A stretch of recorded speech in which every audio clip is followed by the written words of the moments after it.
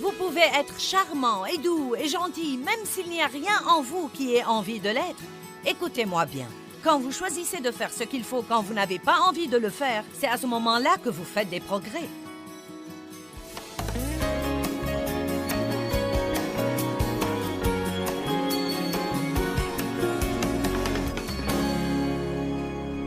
Ce soir, nous allons parler de comment rester équipé pour le combat. Nous sommes en guerre, la pensée est le champ de bataille. C'est le premier lieu où Satan va essayer de vous attaquer. Est-ce que vous sentez parfois que vous avez des pensées très bizarres et vous vous dites « Quand est-ce que ça va s'arrêter ?» Parfois même, vous vous demandez « Mais d'où est-ce que ça me vient ?» Et parfois, vous avez même comme des attaques implacables contre votre pensée de soucis ou de crainte ou d'inquiétude au sujet de quelque chose.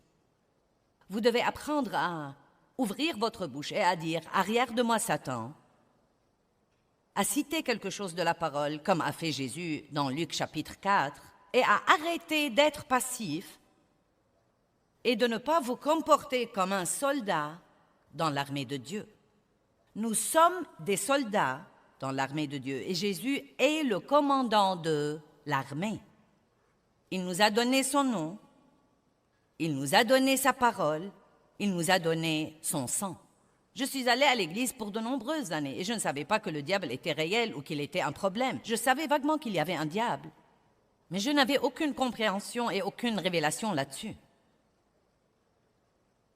Et quand finalement quelqu'un a commencé à m'apprendre que le diable était à l'origine de la plupart de mes problèmes, certains d'entre eux, je me le croyais, mais le diable était à l'origine de mes problèmes, et que j'avais autorité sur lui, j'ai commencé à écouter des enseignements et à participer à des séminaires sur la guerre spirituelle dans les années 70 et 80. Donc, la plupart de nous avons passé les 5 ou 10 années suivantes à crier après le diable tout le temps, à crier après lui. « Je te réprimande, je te réprimande, je te réprimande !» Et pour être très franche, ça n'a pas servi à grand-chose. Nous avions toujours les mêmes problèmes. Finalement, le Saint-Esprit m'a attiré à lui et a dit « Pourquoi ne pas apprendre comment Jésus a fait la guerre spirituelle ?» Je veux donc vous parler ce soir de faire la guerre spirituelle à la façon de Dieu. Et ce n'est pas en criant et en tempêtant. Le diable est un esprit. Vous ne pouvez pas le tuer avec une arme à feu. Vous ne pouvez pas le saisir et l'étrangler ou lui donner un coup de poing sur le nez. Vous ne pouvez pas lui casser les dents. C'est un esprit et vous devez lutter contre lui dans l'esprit. Dieu nous a donné des armes et nous a donné une armure. Avec les armes, nous poursuivons l'ennemi. Avec l'armure, nous nous protégeons contre l'ennemi. Nous devons savoir utiliser nos armes et nous devons veiller à porter notre armure de façon régulière. Une guerre spirituelle pour les gens spirituels. Combien d'entre vous l'avez eue avec l'ennemi et vous êtes prêts à apprendre à lui faire la guerre et à gagner la guerre? Bon. Eh bien, nous allons commencer par Apocalypse 16, 15, qui est un verset très bizarre si vous ne le comprenez pas. « Voici, je viens comme un voleur. Bienheureux, heureux et à être envié, celui qui veille, reste éveillé et qui garde ses vêtements. » Mais qu'est-ce que cela veut dire?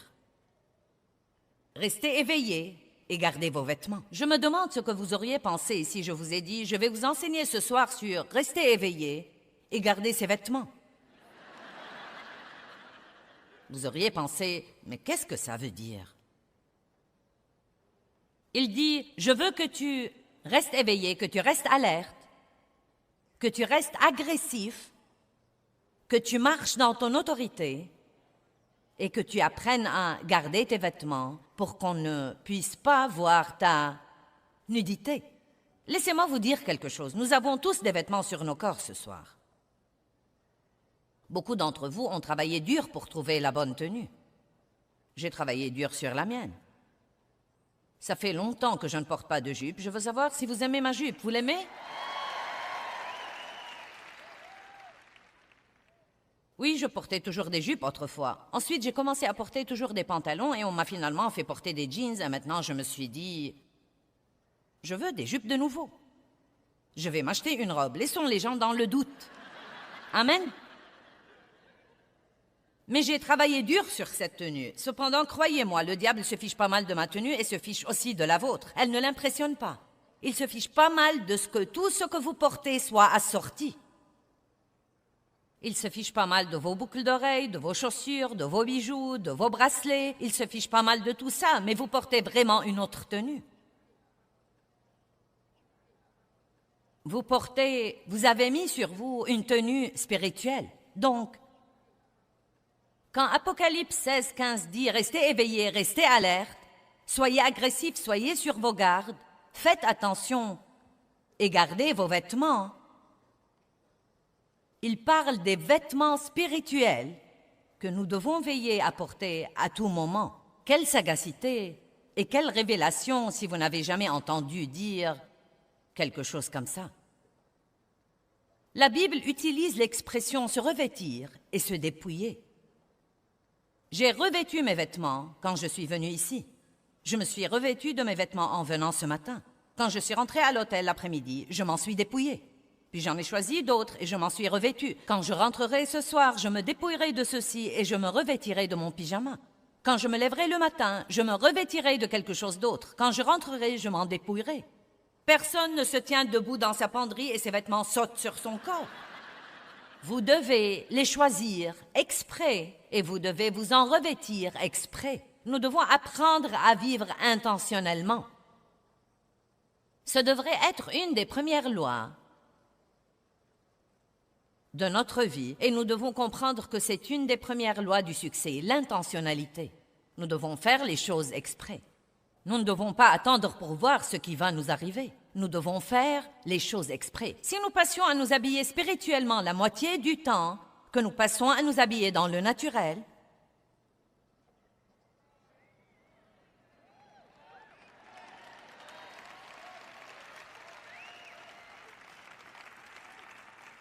nous aurions beaucoup plus avancé dans notre parcours avec Dieu et le diable aurait déjà été à sa place qui est sous nos pieds. La Bible dit « Revêtez-vous de Jésus-Christ. Revêtez-vous de l'amour. Revêtez-vous de la miséricorde. Revêtez-vous d'entrailles de bonté. Revêtez-vous de modestie, la modestie qui est en fait l'humilité. Dépouillez-vous du vieil homme, revêtez-vous de l'homme nouveau, revêtez-vous de l'armure complète de Dieu. » Très intéressant. Est-ce que vous faites ça? Revêtez-vous de Jésus-Christ veut dire que le matin, avant d'aller quelque part, vous vous levez et vous prenez une décision. J'appartiens à Dieu et je ne m'appartiens pas. Et quand je sors de cette chambre et que je commence à traiter avec ma famille, quand je sors par la porte et que je commence à traiter avec la société, je suis un représentant personnel du Seigneur Jésus-Christ.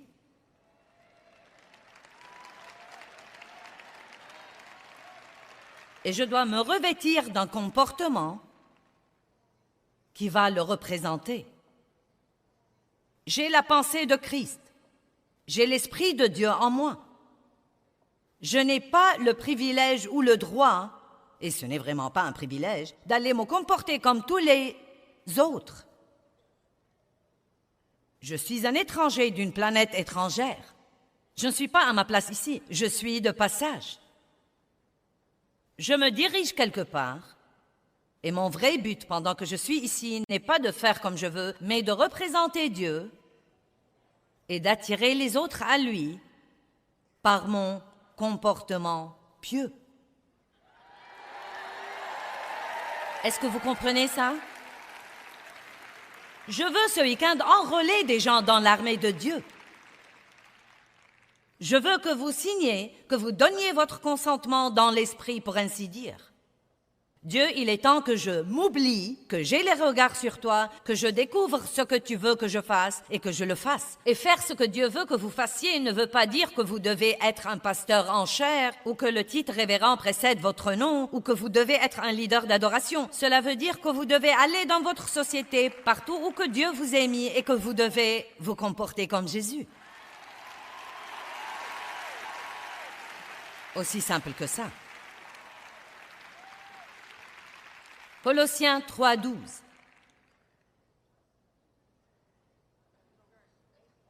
Frères, ainsi donc, revêtez-vous comme des élus de Dieu, comme ses représentants choisis, qui sont purifiés et saints et bien-aimés par Dieu lui-même, en revêtant un comportement. Donc le comportement, ce n'est pas d'attendre pour voir ce que nous ressentirons puis d'agir en conséquence. Nous nous revêtons du comportement. Nous prenons d'avance la décision. Dieu, avec ton aide, je veux rester calme, quelles que soient les choses auxquelles je vais me heurter. Combien d'entre vous perdez votre paix assez souvent? Allez, ne faites pas les innocents avec moi. Bon, savez-vous que la paix fait partie de vos vêtements? Elle est vos chaussures spirituelles. Donc, si vous marchez sans paix, vos pieds risquent d'être tailladés et contusionnés et gâchés. Cela nuit à votre parcours avec Dieu quand vous n'êtes pas dans la paix. Il y a des comportements, des attitudes qui ne vont pas à un croyant. Le savez-vous? Comme il y a des coupes et des couleurs qui ne vont pas à tout le monde. Ce vert me va à merveille, mais il ne m'irait pas du tout si j'étais bronzé. Eh bien, certains d'entre vous, le bronzage leur va à merveille. Ce vert ne vous ira peut-être pas. Nous veillons à revêtir les choses qu'il faut, le style qu'il faut, le truc qui nous va, et pourtant, nous nous revêtons de comportements qui ne nous vont pas du tout. Ce ne sont pas des comportements que devrait avoir un croyant. Le non-pardon ne va pas à un croyant.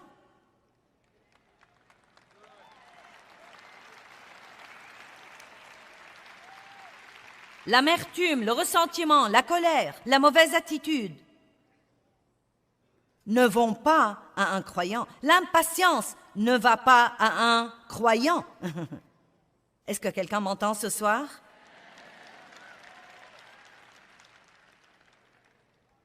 La prochaine fois que vous vous mettez en colère, vous feriez aussi bien d'entendre Dieu dire « Tu as perdu une pièce de tes vêtements. »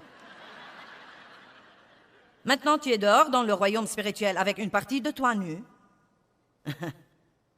et tu vas avoir un problème. Combien d'entre vous, si vous perdez votre pantalon, seriez prompte à le remonter? Non, mais ça ne prendrait pas très longtemps. Vous saisissez votre pantalon, vous le remontez, vous serrez la ceinture. Éphésiens 6 dit « Saignez vos reins de la vérité ». Qu'arrivera-t-il si vous perdez votre pantalon spirituellement? Certains s'en fichent pas mal. Nous devons comprendre qu'il y a un monde spirituel qui est en réalité vraiment plus réel et plus important que ce monde. Nous l'ignorons parce que nous ne le voyons pas. Mais il est là. Amen. C'est l'endroit où nous allons vivre pour l'éternité. Nous devons donc nous y habituer. Levez vos mains si vous comprenez même un peu de quoi je parle. Bon. Revêtez-vous du comportement. Éphésiens 4, 22 à 24. 22, 23, 24. Dépouillez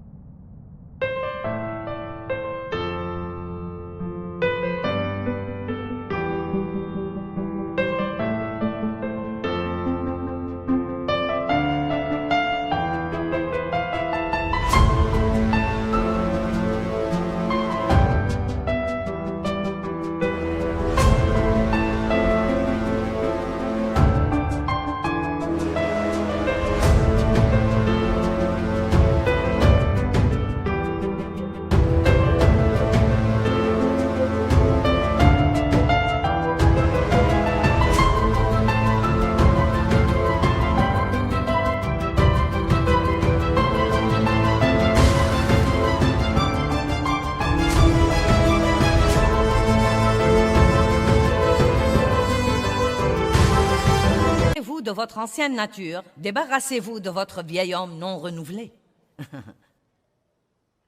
Vous savez, par exemple, après avoir ressuscité Lazare des morts, Jésus a dit une deuxième chose. Il a dit « Dépouille-toi de ton linceul ». Puis-je vous le dire, certains d'entre vous portent des linceuls. Vous portez des trucs qui ne vous vont pas. Vous portez toujours des trucs de cette vieille vie. Vous portez toujours une attitude découragée et opprimée tout le temps. Jésus a non seulement dit à Lazare « Sors dehors et sois ressuscité des morts », mais encore « Enlève ton linceul ». Il est temps d'oublier le passé et tous les vêtements de la tombe, la dépression, le découragement, la crainte, la mauvaise attitude, la mentalité de victime. Dépouillons-nous de ces vêtements de la tombe et revêtons-nous des vêtements de la résurrection. C'est presque comme si je peux entendre certains d'entre vous, c'est presque comme si j'exaspère certains d'entre vous. Vous êtes plutôt comme « Eh bien, tu ne sais pas ce que je ressens. » Je vous entends, tu ne sais pas vraiment ce que je ressens et tu ne sais pas ce que j'ai enduré. Ne viens pas me donner ton message joyeux comme quoi je dois être toujours heureux.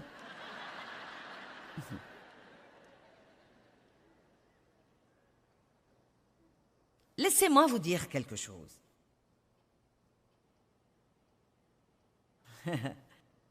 Vous pouvez sourire si vous le voulez ou non.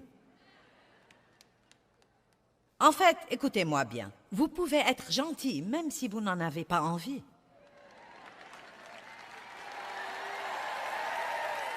Vous pouvez être charmant et doux et gentil même s'il n'y a rien en vous qui ait envie de l'être. Écoutez-moi bien. Quand vous choisissez de faire ce qu'il faut quand vous n'avez pas envie de le faire, c'est à ce moment-là que vous faites des progrès. Nous ne grandissons pas du tout si nous ne faisons que ce qui est facile. Et vous savez, je connais des gens qui sont nés heureux. Eh bien, je ne suis pas comme ça. Je ne suis pas née heureuse. J'ai dû travailler là-dessus. J'étais une de ces personnes qui peuvent trouver quelque chose de mauvais dans toute chose. J'ai eu une vie difficile. Non, mais je connais des gens, ils sont de bonne humeur tout le temps, ils sont heureux tout le temps. Je connais des gens qui sont si doux qu'ils mettent du sucre partout. Je pense parfois, quand Dieu a distribué les gènes de la douceur, je crois que quelqu'un a pris les miens.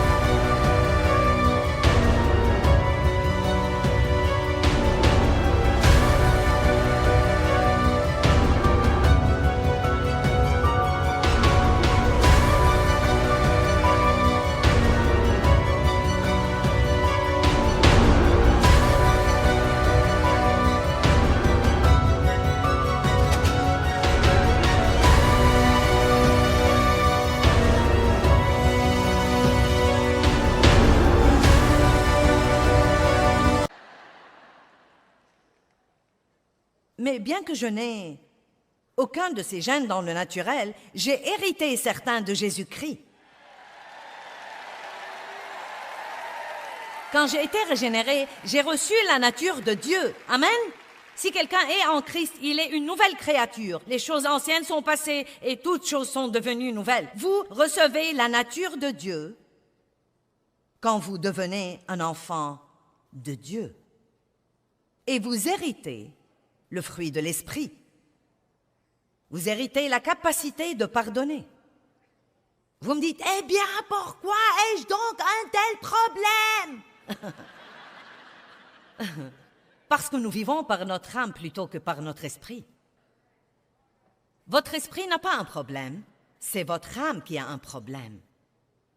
Et l'âme doit être renouvelée. C'est un travail qui doit être fait exprès. Il doit être fait intentionnellement. Il doit être fait par le Saint-Esprit, mais il ne sera fait que quand vous coopérez avec lui en étudiant la parole. Vous devez non seulement écouter quelqu'un vous prêcher un message une fois par semaine, mais encore étudier la parole. Vous devez creuser et étudier et être affamé de la parole de Dieu et aimer la parole de Dieu et apprendre à être un adorateur. Amen. Israël voulait faire une petite interview avec moi ce soir pour son programme au sujet de l'adoration. Et il a dit, pourquoi aimes-tu l'adoration? J'ai dit, si on a un cas de déprime, l'adoration s'en débarrassera plus vite que n'importe quoi. Amen. Écoutez-moi, vous ne pouvez pas suivre ce que vous ressentez et ce que vous pensez et ce que vous voulez. Tout ceci est dans votre âme. Je ne veux plus que tu te comportes comme ça désormais et je ne serai pas heureux avant que tu ne changes. Vous savez, autrefois, je pensais, je ne peux pas être heureuse jusqu'à ce que, et je ne peux pas être heureuse jusqu'à ce que, et je ne peux pas être heureuse jusqu'à ce que. J'ai finalement compris qu'il était temps d'être heureuse. Y a-t-il quelqu'un ici qui a besoin d'être heureux maintenant? Bon, écoutez, je vais vous donner une bonne chose ici. Vous ne pouvez pas contrôler ce que font les autres, mais vous pouvez contrôler ce que vous faites vous-même. Oui, vous pouvez. Vous dites, oh non, je n'ai aucune maîtrise de soi. Si, vous avez. Non, je n'ai pas. Si, vous avez, vous avez. C'est le tout dernier fruit de l'esprit qui figure dans Galates 5 que vous recevez quand vous recevez le Saint-Esprit. La maîtrise de soi. La maîtrise de soi veut dire que vous pouvez vous maîtriser.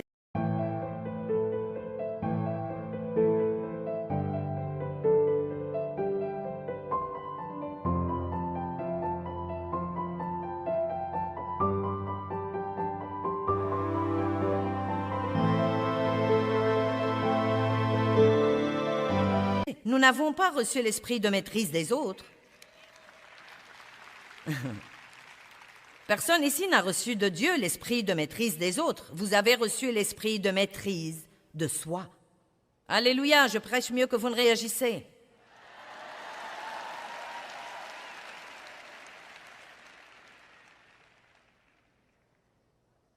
Dépouillez-vous du vieil homme.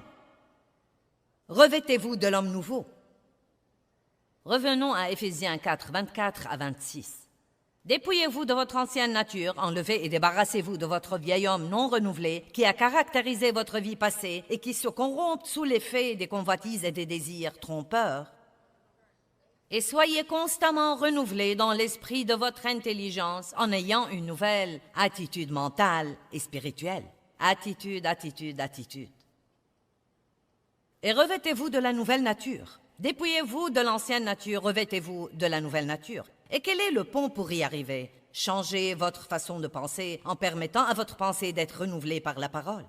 Par exemple, si vous vous levez tous les matins et que vous ne faites que penser à toutes vos erreurs et à tous vos problèmes, et que vous avez tout gâché hier, et à quel point vous vous en voulez, et pensez à tout ce que vous n'avez pas dans la vie, je peux presque vous promettre que vous ne pourrez pas sortir et être gentil avec quelqu'un d'autre.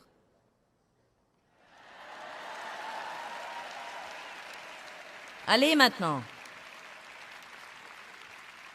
Vous devez vous réveiller le matin et vous devez penser à certaines choses exprès. Ne pensez pas et ne méditez pas tout ce que le diable essaye de vous déverser dans la pensée. Commencez à penser comme Dieu veut que vous pensiez et vous pouvez penser ce que vous voulez penser. Vous ne devez pas penser tout ce que le diable vous offre, vous pouvez penser ce que vous voulez penser. Et une des choses qui vous aideront, c'est de parler à haute voix. Levez-vous tous les matins. Si vous pouvez, c'est quelque chose que vous allez aimer. Mettez-vous tout de suite à genoux à côté de votre lit et dites simplement « Jésus. Jésus, Jésus, Jésus. Aide-moi à me comporter comme tu veux que je me comporte aujourd'hui. » Vous travaillez pour Dieu, vous êtes de son personnel. Si vous faites ce que vous êtes censé faire, vous aurez votre salaire. Dieu s'occupera de vous. Allez, je vous parle. Dieu s'occupera de vous. Nous travaillons tous pour Dieu. Juge chapitre 6, verset 34 nous dit «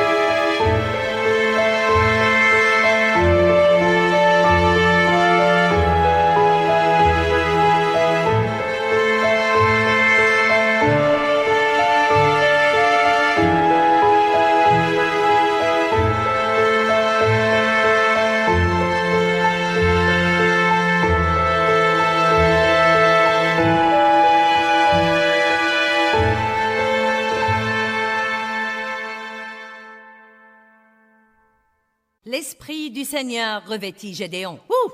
Alléluia! Mince alors, c'est la meilleure chose à revêtir. Juge chapitre 6, verset 34 dit « L'Esprit du Seigneur revêtit Gédéon ». Donc Dieu nous revêtit de son Esprit et ensuite il nous demande d'aller le représenter. Dans Job 29, 14 à 16, jetons-y un coup d'œil. Job dit « Je me revêtais de la justice ». Comment est-ce qu'on se revêt de la justice? Nous allons voir plus tard dans la soirée que la justice est en fait une chose double. C'est être justifié devant Dieu par la grâce et la miséricorde de Dieu, par la grâce imméritée et non à cause des œuvres que nous aurions faites pour la gagner ou la mériter. Mais c'est aussi la mise en pratique de cette justice dans notre vie de tous les jours. Nous nous exaltons quand nous apprenons que nous sommes justifiés devant Dieu par le sang de Christ. Mais nous devons nous exalter également d'apprendre à faire le bien dans notre vie de tous les jours. Est-ce que vous focalisez sur sortir tous les jours, revêtus de l'Esprit de Dieu, revêtus des vêtements spirituels qu'il faut pour représenter Dieu et faire le bien? Ne nous lassons pas de faire le bien et de faire ce qu'il faut, car nous moissonnerons au temps convenable si nous ne nous relâchons pas. La Bible dit même que ceux qui aiment la justice auront une onction spéciale de Dieu. Aimer la justice, désirer de faire ce qu'il faut. C'est mauvais d'avoir du non-pardon. Étudier sur ce plan jusqu'à avoir un exaucement. Je n'ai jamais, dans toutes mes années de ministère, c'est la condition dans laquelle nous sommes, je n'ai jamais dans toutes mes années de ministère prêché un message sur les dissensions ou le non-pardon, quel que soit le nombre de personnes présentes. Ce pourrait être des milliers comme ce soir. Et à la fin, quand je disais que tous ceux qui ont besoin de pardonner à quelqu'un dans leur vie se lèvent de leur siège, je n'ai jamais eu moins de 70 à 80% de toute l'assemblée se lever. Jamais, pas une seule fois, nulle part. Contre qui êtes-vous fâchés? Vous vous voyez quand vous applaudissez ces applaudissements mous?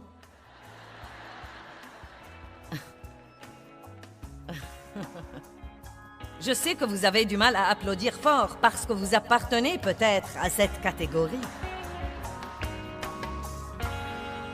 Eh bien, je veux que vous vous rappeliez que comme je porte... Step 1, wake up early, gonna rise with the sun. Step 2, get some good, some food in you. Step 3, think real hard about what you wanna be. Step 4, everybody just do your thing. Wake up, today's gonna be a good day. Wake up, today's gonna be a good day. Wake up, today's gonna be a good day. Wake up, today's gonna be a good day. Wake up, today's gonna be a good day. Wake up, today's gonna be a good day. Wake up, today's gonna be a good day. Wake up, today's gonna be a good day. Yo, set your affirmations, aspirations. I got shit to do, the aftermath of preparation. Good food, good mood, blood in circulation. One step at a time, yeah, that's how you make it. Set a goal you control and the steps you take them. I try to pick one thought, have some concentration. And if I make a mistake, it's called education. I try to do this every day, call it replication. Wake up, today's gonna be a good day. Wake up, today's gonna be a good day. Wake up, today's gonna be a good day. Wake up, today's gonna be a good day. Wake up, today's gonna be a good day. Wake up, today's gonna be a good day. Wake up, today's gonna be a good day. Wake up, today's gonna be a good day. So life ain't easy, yo, I think there's a reason though. Ups and downs, just like every different season, yo. Sometimes I'm high, other times I'm barely breathing, though. I always gotta fight and hide from the demons, yo. Negative thoughts are poison, they rot. Head full of flies, so here come the clouds. They'll never stop unless I can swap all the bad for the good in my head when I'm lost. Yeah, so I'ma fake it till I make it. Positive thoughts are overtaken, I got patience. One day at a time is how you operate a cadence. A flow, you grow, you show yourself a foundation. Stay away from all the shit that causes temptation. I know that I like to do it cause it's sensation. I live my life in my head like a narration. Don't expect greatness, do my best, man, I'll take it. Wake up, today's gonna be a good day. Wake up, today's gonna be a good day. Wake up, today's gonna be a good day. Wake up, today's gonna be a good day. Wake up, today's gonna be a good day.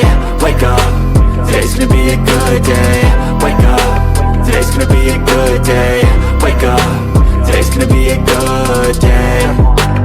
Wake up early, gonna rise with the sun. Step 2, get some good, some food in you.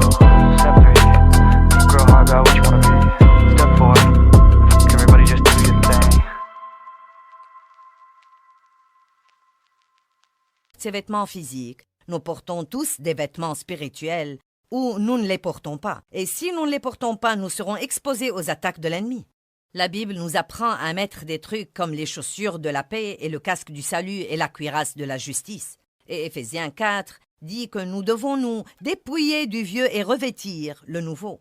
Nous devons donc prendre la responsabilité, recevoir la grâce de Dieu et veiller à nous revêtir de l'Esprit de Dieu. Passez un temps avec Dieu le matin, passez un temps dans la parole, ces choses aident à vous revêtir comme il faut avant que vous ne sortiez dans le monde.